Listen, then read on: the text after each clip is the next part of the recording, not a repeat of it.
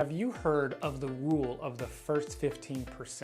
Let me tell you about this because this has changed my business and my personal life drastically. The rule of first 15 is how you start the first 15% of something is going to dictate how the remaining 85% goes. Whether that's a business, a partnership, your marriage, relationship, think about that project or whatever. How did in the past that you've done, how is the first 15% of it created? Was it a struggle? Was it hard? Was it just so many detours? Or was it easy? Was it more seamless, more effortless?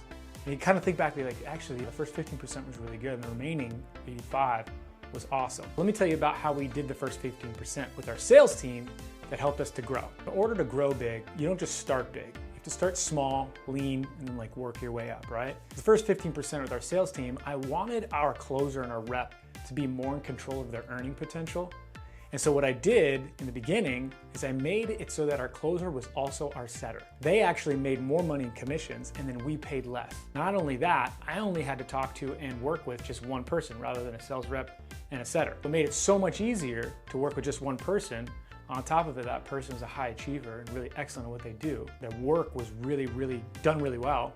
They were in control of how the conversation started and how the lead flow was managed, which was really great because by the time they got on the sales call, they already kind of knew a lot about the person, the pain point, and where to take the call. And that first 15% dictated the remaining 85% of how we built our sales team, and it just skyrocketed. And now I want to share with you what we're going to do with our first 15% for our 2024 goals. One of our big goals is to scale to $100,000 a month cash collected without breaking our cost per live book call. As you scale, usually sacrifice quality for scale, right? You have the concentric circle or your avatar. This is like your typical avatar. This is the person that is your ideal client, right? That's called their total addressable market, and that usually doesn't grow too much over time.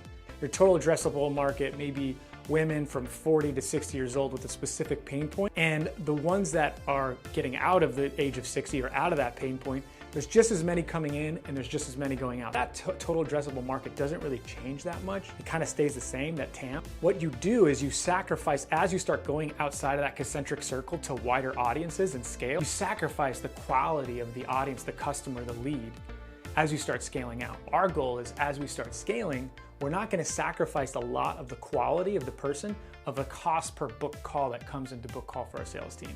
We got a great strategy on how to do that. Hopefully this was helpful, and if you need more help dialing in the first 15% as you grow of what that is for your marketing or your sales team, fulfillment, or anything in your coaching business, and you want more help with that, just comment the word 15 below. I'll reach out to you and see how I can help.